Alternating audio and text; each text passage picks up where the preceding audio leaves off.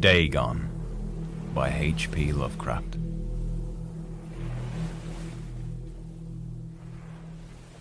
I am writing this under an appreciable mental strain, since by tonight I shall be no more. Penniless, and at the end of my supply of the drug which alone makes my life endurable. I can bear the torture no longer, and shall cast myself from this garret window into the squalid street below. Do not think, from my slavery to morphine, that I am a weakling or a degenerate. When you have read these hastily scrawled pages you may guess, though never fully realize, why it is that I must have forgetfulness or death. It was in one of the most open and least frequented parts of the broad Pacific that the packet of which I was supercargo fell a victim to the German sea raider. The Great War was then at its very beginning, and the ocean forces of the Hun had not completely sunk to their later degradation, so that our vessel was made a legitimate prize, whilst we of her crew were treated with all the fairness and consideration due us as naval prisoners. So liberal, indeed, was the discipline of our captors, that 5 days after we were taken, I managed to escape alone in a small boat, with water and provisions for a good length of time. When I finally found myself adrift and free, I had but little idea of my surroundings. Never a competent navigator, I could only guess vaguely by the sun and stars that I was somewhat south of the equator. Of the longitude I knew nothing, and no island or coastline was in sight. The weather kept fair, and for uncounted days I drifted aimlessly beneath the scorching sun, waiting either for some passing ship or to be cast on the shores of some habitable land.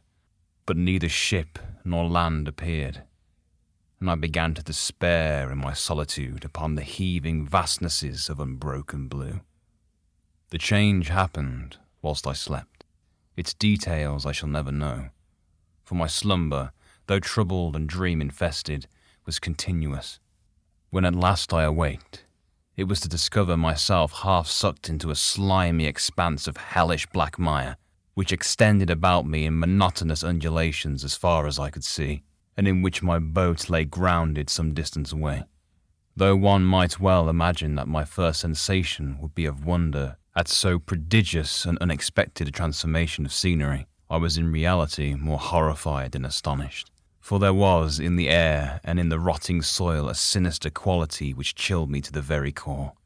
The region was putrid with the carcasses of decaying fish, and of other less describable things which I saw protruding from the nasty mud of the unending plain. Perhaps I should not hope to convey in mere words the unutterable hideousness that can dwell in absolute silence and barren immensity. There was nothing within hearing, and nothing in sight save a vast reach of black slime. Yet the very completeness of the stillness and the homogeneity of the landscape oppressed me with a nauseating fear.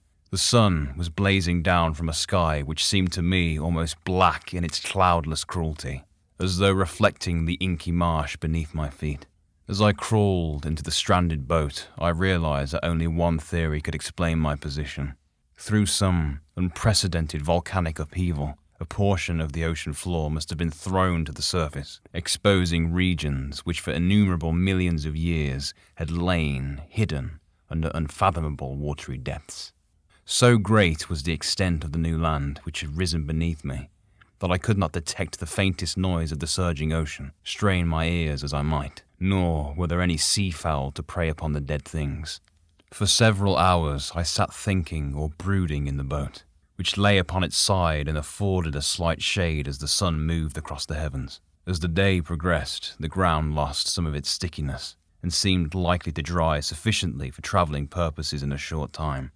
That night I slept but little, and the next day I made myself a pack containing food and water, preparatory to an overland journey in search of the vanished sea and possible rescue. On the third morning I found the soil dry enough to walk upon with ease. The odour of the fish was maddening, but I was too much concerned with graver things to mind so slight an evil, and set out boldly for an unknown goal. All day I forged steadily westward, guided by a far-away hummock which rose higher than any other elevation on the rolling desert. That night I encamped, and on the following day still travelled toward the hummock, though that object seemed scarcely nearer than what I had first espied it.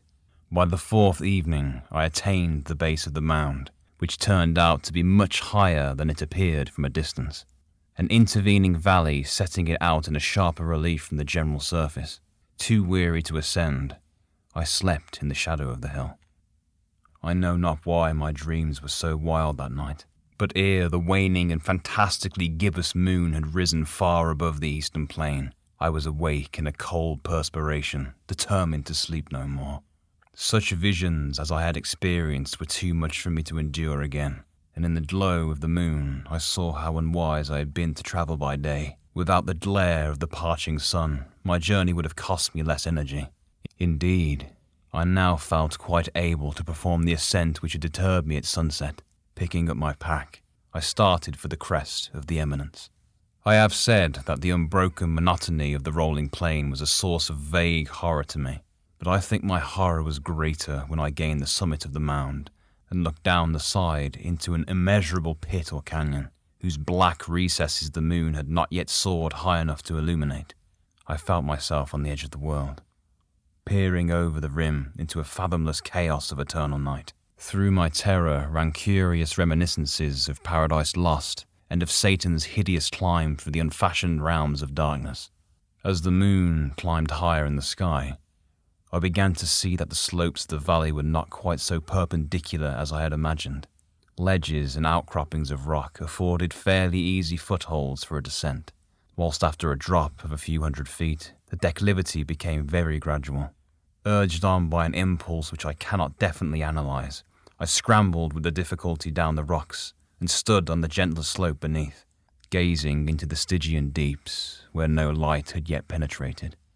All at once, my attention was captured by a vast and singular object on the opposite slope, which rose steeply about 100 yards ahead of me, an object that gleamed whitely in the newly bestowed rays of the ascending moon. That it was merely a gigantic piece of stone, I soon assured myself, but I was conscious of a distinct impression that its contour and position were not altogether the work of nature.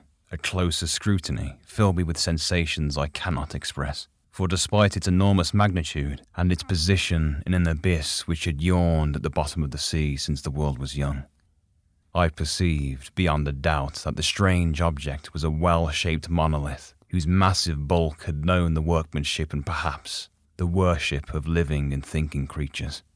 Dazed and frightened, yet not without a certain thrill of the scientist's or archaeologist's delight, I examined my surroundings more closely. The moon, now near the zenith, shone weirdly and vividly above the towering steeps that hemmed in the chasm, and revealed the fact that a far-flung body of water flowed at the bottom, winding out of sight in both directions, and almost lapping my feet as I stood on the slope. Across the chasm, the wavelets washed the base of the Cyclopean monolith, on whose surface I could now trace both inscriptions and crude sculptures. The writing was in a system of hieroglyphics unknown to me, and unlike anything I'd ever seen in books, consisting for the most part of conventionalized aquatic symbols, such as fishes, eels, octopi, crustaceans, mollusks, whales, and the like. Several characters obviously represented marine things which are unknown to the modern world, but whose decomposing forms I had observed on the ocean-risen plain. It was the pictorial carving, however, that did most to hold me spellbound. Plainly visible across the intervening water on account of their enormous size were an array of bas-reliefs whose subjects would have excited the envy of a Doré. I think that these things were supposed to depict men, at least a certain sort of men, though the creatures were shewn disporting like fishes in the waters of some marine grotto, or paying homage at some monolithic shrine which appeared to be under the waves as well. Of their faces and forms, I dare not speak in detail, but the mere remembrance makes me grow faint. Grotesque beyond the imagination of a Poe or a Bulwer, they were damnably human in general outline, despite webbed hands and feet, shockingly wide and flabby lips, glassy, bulging eyes, and other features less pleasant to recall. Curiously enough, they seemed to have been chiseled badly out of proportion with their scenic background, for one of the creatures was shewn in the act of killing a whale represented as but little larger than himself. I remarked, as I say, their grotesqueness and strange size, but in a moment decided that they were merely the imaginary gods of some primitive fishing or seafaring tribe. Some tribe whose last descendant had perished eras before the first ancestor of the Piltdown or Neanderthal man was born.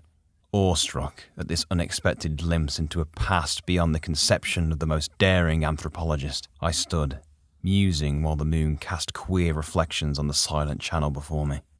Then, suddenly I saw it, with only a slight churning to mark its rise to the surface. The thing slid into view above the dark waters, vast, Polyphemus-like, and loathsome. It darted like a stupendous monster of nightmares to the monolith, about which it flung its gigantic scaly arms, the while it bowed its hideous head and gave vent to certain measured sounds. I think I went mad then. Of my frantic ascent of the slope and cliff, and of my delirious journey back to the stranded boat, I remembered little. I believe I sang a great deal, and laughed oddly when I was unable to sing. I have indistinct recollections of a great storm some time after I reached the boat. At any rate, I know that I heard the peals of thunder and other tones which nature utters only in her wildest moods. When I came out of the shadows, I was in San Francisco hospital, brought thither by the captain of the American ship which had picked up my boat in mid-ocean. In my delirium, I had said much, but found that my words had been given scant attention. Of any land upheaval in the Pacific, my rescuers knew nothing, nor did I deem it necessary to insist upon a thing which I knew they could not believe. Once I sought out a celebrated ethnologist, and amused him with peculiar questions regarding the ancient Philistine legend of Dagon, the fish god. But soon, perceiving that he was hopelessly conventional, I did not press my inquiries. It is at night, especially when the moon is gibbous and waning, that I see the thing. I tried morphine, but the drug has given only transient surcease, and has drawn me into its clutches as a hopeless slave. So now, I am to end it all. Having written a full account for the information or the contemptuous amusement of my fellow men, often I ask myself if it could not all have been a pure phantasm, a mere freak of fever as I lay sun-stricken and raving in the open boat after my escape from the German man-of-war. This, I ask myself, but ever does there come before me a hideously vivid vision in reply. I cannot think of the deep sea without shuddering at the nameless things that may at this very moment be crawling and floundering on its slimy bed, worshipping their ancient stone idols and carving their own detestable likenesses on submarine obelisks of water-soaked granite. I dream of a day when they may rise above the billows to drag down in their reeking talons the remnants of puny, war-exhausted mankind. Of a day when the land shall sink and the dark ocean floor shall ascend amidst universal pandemonium.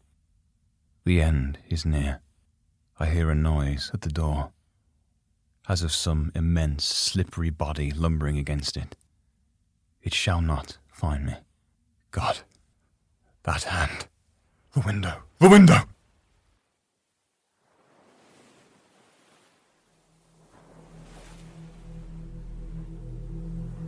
That was Dagon by H.P. Lovecraft, read by James Alexander.